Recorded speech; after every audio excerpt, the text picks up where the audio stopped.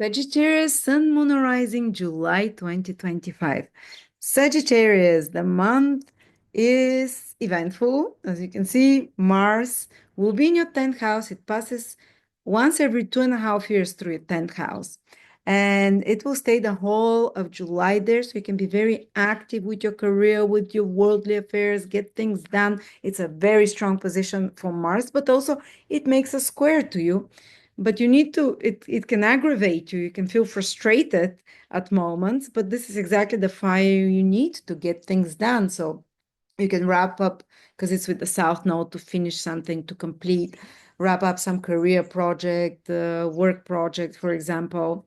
And you can get a lot done, but you have to be careful about confrontations with authority figures, whether it's police, whether it's bosses, whether it's parents, bossy parents, if you have such.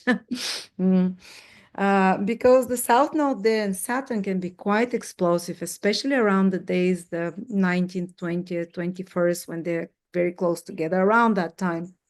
And uh, to and if you're starting any battles, these to be battles more to defend someone, or rather than you starting attacking someone or to defend yourself in some way, if you're provoked by another, because it can escalate a lot with Mars South Node. South Node is, according to ancient astrology, has Mars-like qualities as well. And it's like Mars losing his head, like the South Node is the headless warrior. And with Mars, the other warrior, it oh, lose it. And, just also, they can be the ending of some karmic cycle, especially with bosses, with authority figures or parents, or if you have suppressed anger that can come out, especially around people that have abused their power, people, 10th houses, strong people, bosses, parents. If there was some suppressed anger, frustration, especially with parental figure, boss figure, it can escalate and can come out to be released, and sometimes even through some physical conditions, because Uranus is squaring your ascendant sun or moon this month, which is like inflammation or chronic pain or something. But know that this is Uranus, sorry, North, South Node and Mars are ending a cycle, past suppressed anger needing to be released. So try to do it in more healthy ways, by some working out, by putting a lot of energy into some work project. Don't suppress it so it doesn't explode or it doesn't turn into inflammatory internal condition for you, But there can be some situations there, but don't forget that it can be also very productive situation. And as I said, those authority figures there, ending some cycle there, resolving or completing some unresolved issues that might be triggered by confronting some authority again. So you can express that unresolved anger or process it in healthier ways than you could as a child or earlier or some other time in your life. Then Venus, the whole month, is in your 7th house. So good things come to you through relationships. Maybe go with your partner to dinner, do some fun activities, join one-on-one friends or smaller group of friends to do something enjoyable, meet some more attractive, pleasant people. Also, it can be good for signing contracts, agreements, negotiations. They go smoothly the whole month with Venus in the 7th house. Good things come to you from others, not only from Venus in your 7th house, but from Jupiter in your 8th house for for almost a year ahead, because 7 and 8 houses, the two benefics, are there in July, and Jupiter continues after that, are the good things that come to us from others. Ask and you will receive blessing, as I said, from others in some way. Or if you need to resolve some conflict, maybe ask for advice from another, or ask someone to be your representative, to act as a substitute for you to go do that in a more diplomatic way. But you have also the diplomatic approach when Venus is in the 7th house, so it can balance this more combative Mars in the 10th house if you get frustrated at some situations. And then you have the new moon and Mercury retrograde. Mercury retrograde is first on the 19th, I think it was. And it means that Mercury will be in your ninth house for 2 months, the whole July and the whole August. You might revisit some old countries you've been to, some old studies or learning, or have to retake some exam or some teaching or learning material that you're working with, putting extra efforts with. You might see friends from abroad you haven't seen for a while. But Mercury is making a trine to you during this Mercury retrograde, so it's not disruptive to Sagittarius. If anything, this long, prolonged period of Mercury aspecting in a beneficial way, Sagittarius should be more about getting a lot of mercurial work done, which is writing, speaking, talking, and it's in a lucky house, the ninth house, that can give good results, that can give good Mercury's business, is work, Mercury's writing, speaking, communications as well. So yeah, or maybe having to arrange some legal papers and documents that you've missed, or some, what else is like visas, papers, documents for such kind of matters. And there is a new moon also in your ninth house on the 23rd, 24th of July. So definitely there's a lot of fire, this month, which makes you feel good, makes you feel in your own water. When the sun is in fire with the new moon there, you feel more inspired. You can see the bigger picture. Mercury is also there. It makes you question some of your beliefs, and it makes you question some of uh, your world perspective and view, but at the same time, very quickly, a new perspective and opportunities appear. Ninth house is your plans for the future, and your future make you question, okay, maybe you need to have to rework something about your plans for the future with Mercury retrograde, your plans, how you see the next year or two, or the ideal situation in your life, or the next big object, the next big goal. And you might have to rework some of those plans for it. But at the same time, new opportunities appear because of the new moon in Leo. And yeah, there can be possibility for travel with this new moon in Leo. Well, Mercury is still retrograde. Uh, if you're traveling, just make sure you don't lose papers, documents, or the traveling will be a bit more surprising. Say you have certain plans, but it might play out even better than you expected.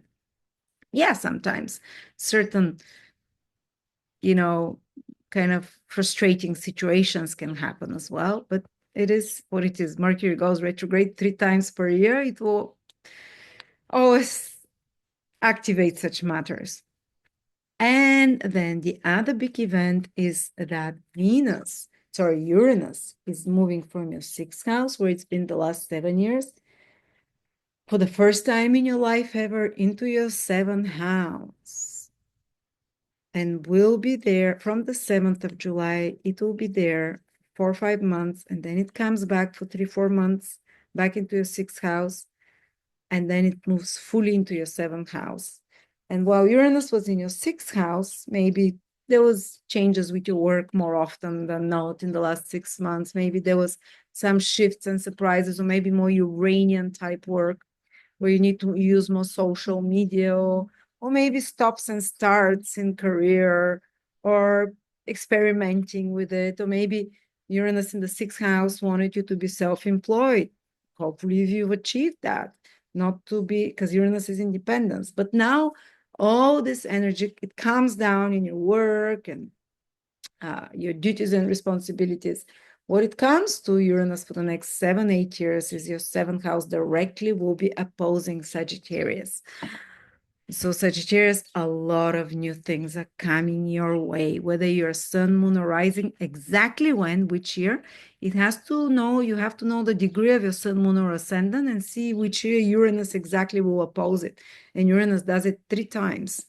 And in my webinar, Uranus in Gemini, I lead you exactly how to see in your chart what degree your sun is, moon is, all the other planets. Is Uranus going to square your Mars, maybe? Or is Uranus going to sextile your Venus, or Uranus or trine your Venus? in Libra, or maybe Uranus is going to square your moon in Pisces if you have, and I go through absolutely every transit. You don't need to know any astrology, and I explain in depth what it means with a lot of stories, real life examples, so it feels relatable, and how it played out, not just at the moment when it happened, but in the long term for those people. So you can see the silver lining in everything, because Uranus can suddenly shift our reality from one way to totally another. Uranus changed my life like nothing else. And it's coming for you, Uranus, Sagittarius. But it was the best shift, even though at the moment I thought my life, everything I've worked on was falling apart. But very quickly you're showed with Uranus where it's taking you. And the changes will come to you through others. Maybe someone will appear in your life, might be a friend, might be a person that appears, that just to turn your life upside down. And maybe new clients, new social environment as well. And they would reveal that there is another way to live to you. Some of them might stay, some of them might not stay. Uranus is like a summer storm. It comes,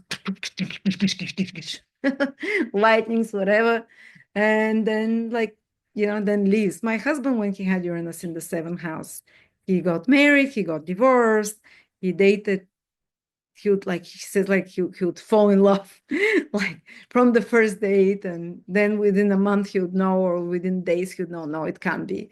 And the moment Uranus was exactly on his seventh house cusp, he meets me and I'm still in his life 10 years later. So they don't always disappear, or you might attract Uranian partner in your life, maybe business partner or romantic partner, who is different, who is alternative, who is from the other end of the world, with an age difference, something that is kind of unique, someone that you've never dated before. If you've been all the time married and your marriage life is very stagnant, Uranus through the seventh house will ask you, you need to change something, or you might get separated because Uranus wants us to want novelty, to want new. If your partner is always same old, doing the same things, you might feel drawn in a brand new direction, falling in love suddenly. Or your partner might need freedom and say, I can't stand anymore. I need to go travel for a year. So this pushes you to change yourself, to do new things together with your partner. Maybe like you've never had children, have a child, or you've never been alone without children. Take a year where you're traveling, being alone, or if it keeps being the same, or move somewhere to live, start a business together, or Uranus can separate people. It just doesn't want the same old, same old. Or they can be, and that's ever since my husband met me. You think I'm leaving him to relax? Every year is like this continent, that continent, this country, that country. I'm always on some Uranian. I always want some chaos, and so it's if you meet such person, there for you, they'll stay. I mean, but anyway, uh, or also it can be you've been single all the time and you're in the center is your seventh house. I don't know exactly when. Again, this webinar will tell you the exact date when Uranus will oppose your ascendant or oppose your sun or moon, where things will be shaken up and what you expect. And you can suddenly, from being celibate, you fall in love. And it turns around, or maybe you just want to be alone, just the opposite of what you had till now. You want to be alone, or you want to be more independent from your partner, you want to travel and you do new stuff. So these are the type of things when Uranus in the seventh house. And I've seen also Uranus in the seventh house. Someone calls me and right in the seventh house, I lost all my most important clients. Suddenly out of the blue, they left. And I said, Uranus is there. Someone new will come. And 10 days later, she says, brand new clients came now. So, I'm very familiar with Uranus. Someone disappears, someone new comes, much bigger opportunity, more different. So it doesn't leave you being stuck in, oh, poor me. Uranus in the seventh house can mean another awakens you, or external circumstances. It's not always a person that can awaken a big new adventure for you. It's time to be free, Sagittarius. Uranus is opposing you. Time to get wild, time to be free, time to to do your Sagittarius authentic thing. And that's for many of you is roaming, is being digital nomads, is being incorporating, a lot of foreign countries and freedom to move. And So we'll see how it plays out for you, but it is fascinating. I have a lot more in the webinar that I speak about Uranus in the seventh house with stories and everything. So yeah, if you're interested, check it out. So thank you. Don't forget, lucky month for you. New moon in your ninth house, the luckiest house. Mercury in your ninth house. Active month as well. Thank you.